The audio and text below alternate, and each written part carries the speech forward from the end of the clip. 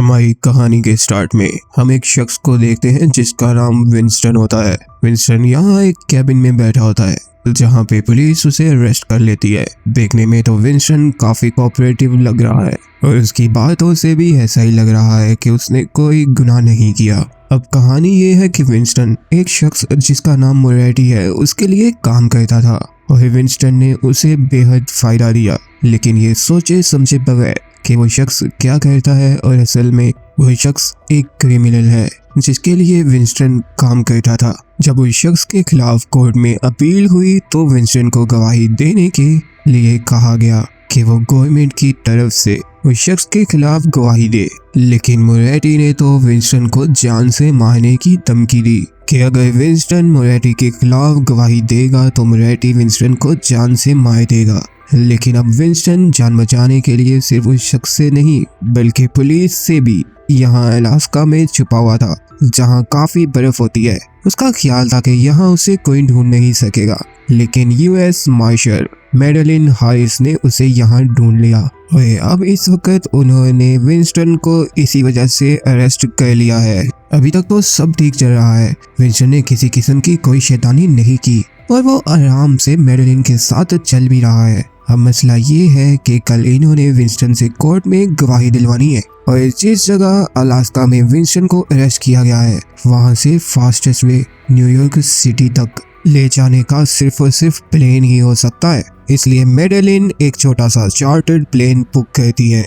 Okay wait, लेकिन plane book करने और विंस्टन को कैबिन से निकालने से पहले मैडेलिन ने अपनी साथी कैरोलिन को, जो कि इस वक्त न्यूयॉर्क में उसका इंतजार कर रही है, उसे बताया था कि उसने विंस्टन को पकड़ लिया है और अब वो उसे न्यूयॉर्क ला रही है, जिसके लिए वो मैडेलिन को एक चार्टर्ड प्लेन बुक कर दे। इस मीन कि मैडेलिन ने अपनी साथी अपनी फ्रेंड कैरोलिन से कहा था कि वो इनके लिए एक चार्टर्ड प्लेन बुक कर दे। अब सीन ये है कि ये लोग जब प्लेन में बैठते हैं और मैडेलिन विंस्टन को चेन्स से सीट के साथ बांध देती है। अब वो हिल नहीं सकता। इसके बाद वो अपनी साथी कैरोलिन को कॉल करती है और उसे सारी सिचुएशन बताती है। पता चलता है कि जिस पायलट ने उन्हें लेकर जाना था उसे एक न्यू पायलट के साथ चेंज कर दिया गया है, लेकिन उसके कुछ खास सॉलिड रीजन कैरोलिन मैडेलिन को नहीं बताती और सिर्फ इतना ही बता के वो फोन काट देती है। और अब अगर इस प्लेन की हालत की बात की जाए तो ये काफी ओल्ड और बेकार सा प्लेन है। लगता है जैसे कि आई थिंक काफी इंस्ट्रूमेंट पहले से ही टूटे हुए हैं। काफी देर तक ये लोग प्लेन में बैठे रहते हैं। इसके बाद इनका पायलट डैरिल बूथ आता है। वो काफी स्वीट सा पायलट है और लगता है सारे रास्ते वो मैडेलिन और इवन के प्रिजनर विंस्टन के साथ बातें करता रहेगा, लेकिन मैडेलिन उसे जल्दी से प्लेन उड़ाने का कहती है। She is kind of very strict lady and she wants to reach quickly. Everything is set, passengers are set, plane is set और डैरिल बूथ प्लेन को टेक ऑफ करवाता है, उड़ाता है। टेक ऑफ करने के बाद वो प्लेन को लेफ्ट की तरफ टर्न करता है। प्लेन ओल्ड होने की वजह से काफी बम्पी है। मैडेलिन डैरिल बूथ से इस बारे में पूछना चाहती है, लेकिन डैरिल ने तो हेडसेट्स पहन रखे हैं इसलिए उसे आवाज ही नहीं आ रही। इसलिए मैडेलिन भी अब हेडसेट्स पहन लेती है ताकि वो डैरिल बूथ के साथ कन्वर्सेशन कर सके।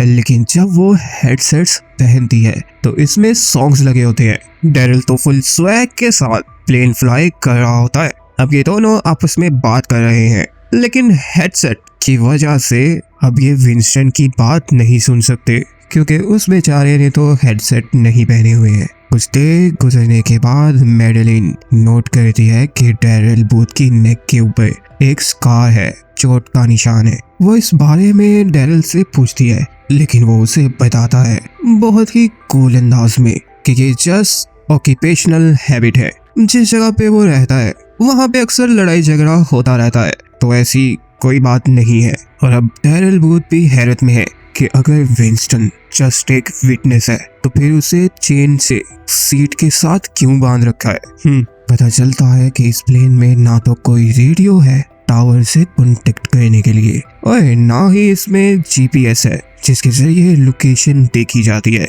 कि प्लेन कहाँ पर है और इसे किस जगह किस डायरेक्शन में जाना है। बट अब मैडेलिन के दिल में तो काफी बेचैनी है कि फिर डैरिल प्लेन उड़ा कैसे रहा है। स्ट्रेंज।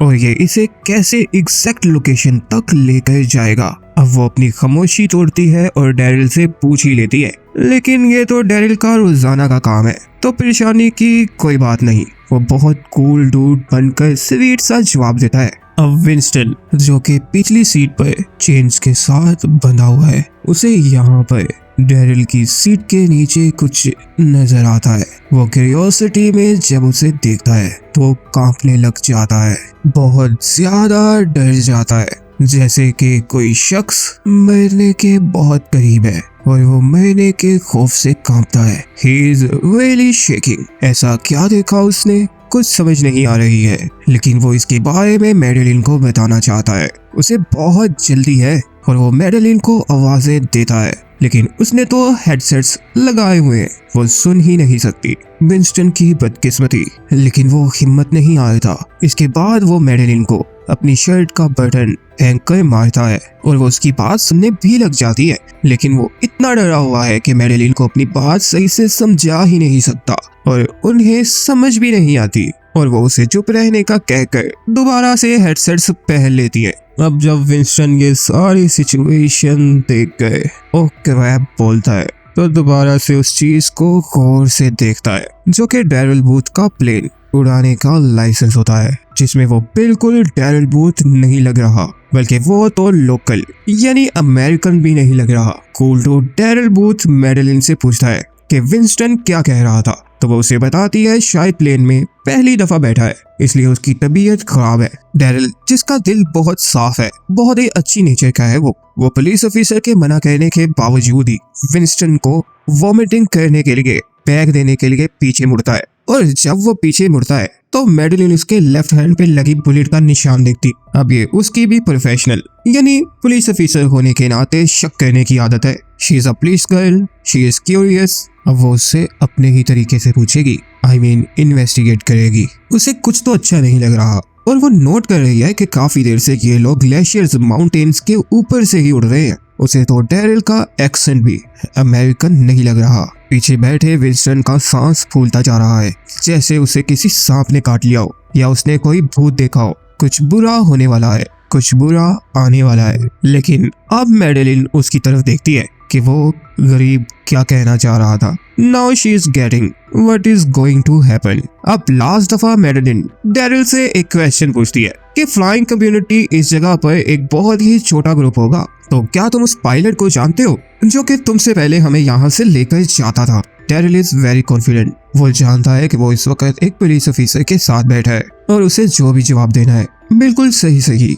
और कॉन्फिडेंस के साथ जवाब देना है। इसलिए वो जल्दी से कहता है कि हाँ, वो पहले वाले पायलट खुद जानता है, और वो उसके बारे में बातें करने लग जाता है, लंबी हाँकता है कि वो एक बहुत ही अच्छा पायलट है, बहुत ही अच्छा इंसान है, बहुत ही अच्छा गाय है और बहुत कुछ बोलता है। लेकिन वो तो एक फीमेल पायलट होती है जो पहले प्लेन उड़ाती थी। डैरिल गलत बोल रहा है। तो अब इन दोनों की, मैडेलिन और डैरिल की फाइट शुरू हो जाती है। जब डैरिल समझता है कि मैडेलिन उसे मारने वाली है तो वो उस पर ही अटैक कर देता है। दोनों की काफी फाइट होती है। मैडेलिन बेहोश हो जाती है और डैरिल उससे गन छीन लेता है। इस वक्त मैडेलिन बेहोश है और डैरिल इस प्लेन का बॉस है। विंस्टन डैरिल से खुद को फ्री छोड़ने के लिए डील करना चाहता है, लेकिन डैरिल उसे हर हाल में मार कर ही छोड़ेगा। और अब हमें कहानी की सही समझ आती है। दरअसल विंस्टन ने जिस शख्स के खिलाफ गवाही देनी है,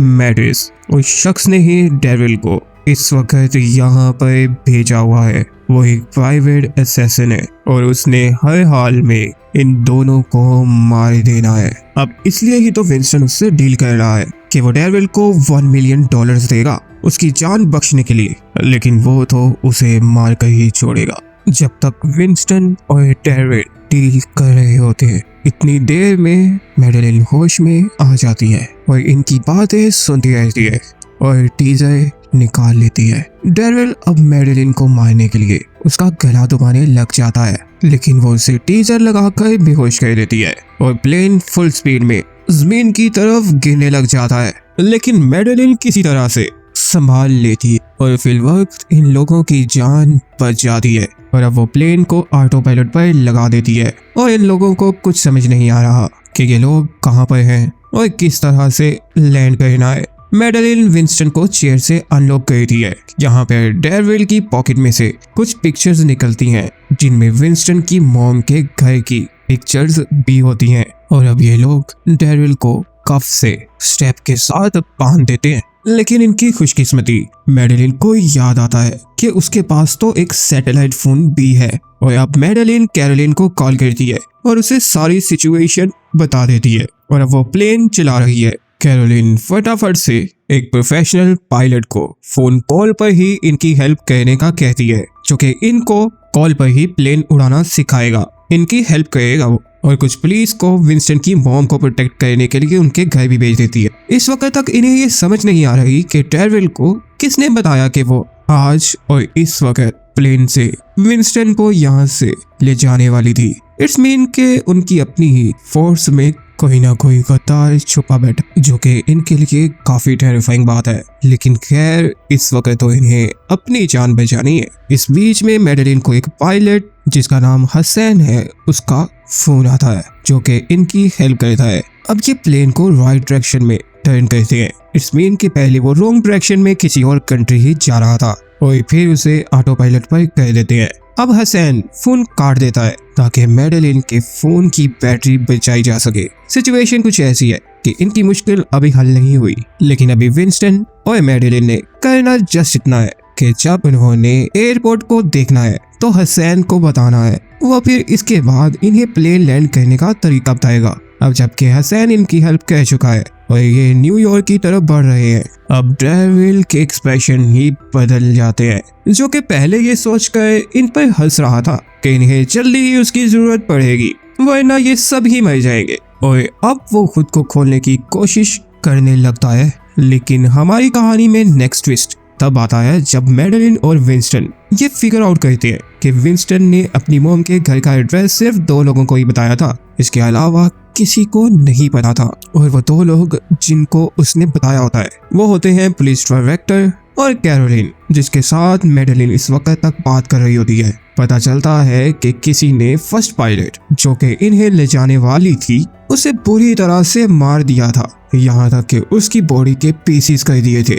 डेविल जो कि खुद को खोलने की बेहद कोशिश कर चुका है, लेकिन कोई फायदा नहीं। अब डेविल मैडेलिन को पुलिस के कुछ ऐसे राज बताता है मैडेलिन के बारे में ही, जिसको सुनकर मैडेलिन गुस्सा कर जाती है। उसे समझ नहीं आ रही कि उसके बारे में डेविल को किसने बताया उसके सभी सीक्रेट्स। इस मीन के ना सिर्फ विंस्टन की लाइफ के तमाम सीक्रेट्स डेविल को पता है, बल्कि मैडेलिन की लाइफ के तमाम सीक्रेट्स भी डेविल को पता है। लेकिन ये डेविल ने जानबूझकर किया होता है। मैडेलिन गुस्से में डेविल को बहुत पंचेस मारती है और वापस आ जाती है। लेकिन डेविल उस वक्त जब मैडेलिन उसे पंचेस मार रही होती है उसकी ग्लासेस उतार लेता है और अब वो उन ग्लासेस को अपना स्टेप काटने के लिए इस्तेमाल करने लग जाता है। डेविल की चाल कामयाब हुई। मैडेलिन इतने गुस्से में है कि अब वो डेविल पर ध्यान ही नहीं दे रही और वो कैरोलिन को कॉल करती है और उससे ट्रैक्टर से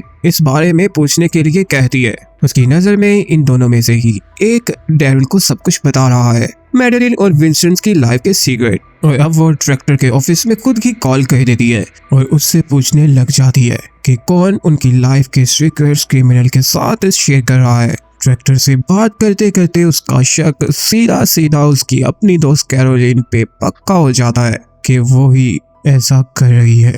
वो डायरेक्टर को अपनी फ्रेंड की लोकेशन बताती है और वो कैरोलिन को अरेस्ट करने का कहती है। अब इतनी देर में ये लोग कोस्ट लाइन को देख लेते हैं, जिसको फॉलो करते हुए इन्हें एयरपोर्ट तक जाना है। लेकिन एयरपोर्ट अभी यहाँ से कितना दूर है इन्हें कुछ पता नहीं। कोस्ट लाइन को देखकर मैडेलिन हसन को कॉल करती है, वो पायलट जो कि मैडेलिन की हेल्प कर रहा है प्लेन को उड़ाने में। जब ये उसे बताती है कि ये लोग कोस्ट लाइन तक पहुंच गए हैं और इनके पास 25 गैलन की फ्यूल बची है, तो वो कुछ देर के लिए खामोश हो जाता है। इसके बाद वो इनसे प्लेन को जमीन के करीब करने और उसकी स्पीड कम करने के लिए कहता है और इनको तसल्ली देता है कि सब ठीक है। लेकिन इन्हें समझ नहीं आ रही कि अब उसने इन्हें 1000 मीटर्स पर फ्लाई करने और स्पीड कम करने का क्यों कहा है। इसके बाद वो कॉल काट देता है। लेकिन जैसे ही वो कॉल काटता है तो मैडेलिन को कुछ याद आता है और अब सारी कहानी उसके सामने वाज़ेह हो जाती है।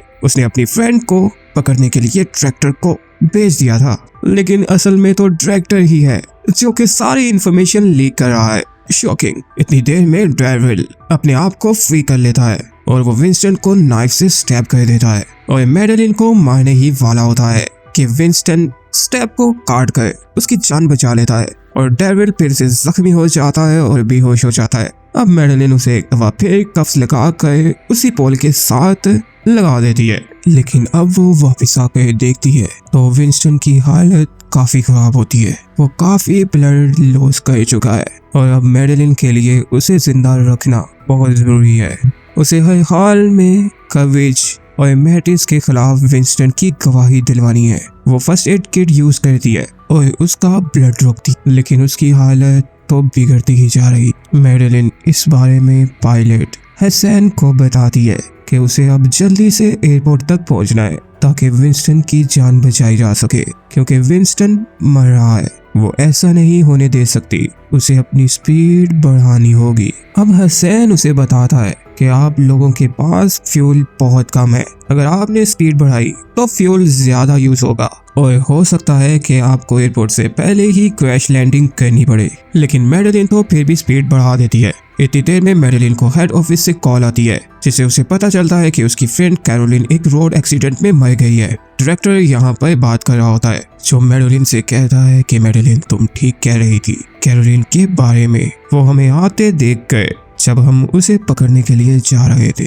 तो वहाँ से भागने लग गई थी और रोड एक्सीडेंट में मारी गई। लेकिन मैडेलिन को अब सच में लग रहा है कि इस सब के पीछे ट्रैक्टर ही है। अब ये लोग एयरपोर्ट के करीब पहुंच गए हैं और एक मिलिट्री प्लेन इन्हें प्रोटेक्ट करने लग जाता है और इनके लिए जस्ट एक लास्ट मुश्किल ये है कि इन्हें प्लेन को लैंड करना है और ये काफी मुश्किल होने वाला है मैडेलिन हैरिस के लिए। अब धीरे धीरे डैरिल को ये समझ आ गई कि खेल उसके हाथ से निकलता जा रहा है, तो वो कफ्स को खोलने के लिए अपने थंब को तोड़ देता है और एक काफी वीचर और खतरनाक फितरत देखी गई है उसकी अपने हाथ को ही कफ्स में से बाहर खींच लेता है। हसन मैडेलिन हैरिस की मदद कर रहा है प्लेन को लैंड करने के लिए। हसन का कैरेक्टर मुझे कुछ डॉक्टर्स जैसा लगता है। वो प्यार से पेशेंट को बातों में लगाकर ऑपरेशन करने से पहले ऐसा ही करते हैं। मैडेलिन उसे कहती है कि हमारा फ्यूल खत्म हो गया है और इंजन बंद हो गया है,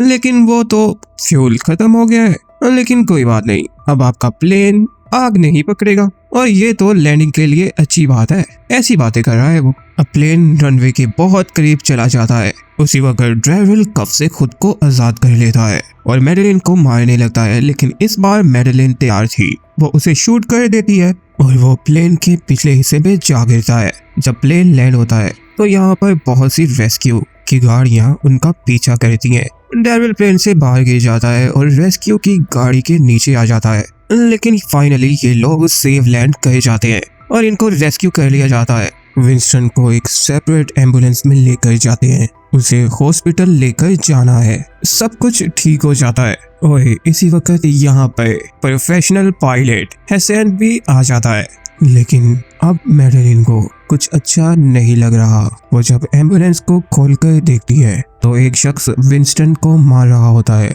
मैडेलिन उसे शूट कर देती है, लेकिन जब वो उसका फोन चेक करती है तो इस पे ट्रैक्टर की कॉल ही चल रही होती है, जिसने विंस्टन को मारने के लिए कहा होता है। मैडेलिन उससे बात करती है और उसे बताती है कि वो जानती है कि वो यानी ट्रैक्टर ही सबके पीछे है और अब उसकी खैर नहीं, और विंस्टन को अपने साथ लगाकर बैठ जाती है। और दोस्तों यहाँ पर हमारी मूवी की स्टोरी खत्म हो जाती है।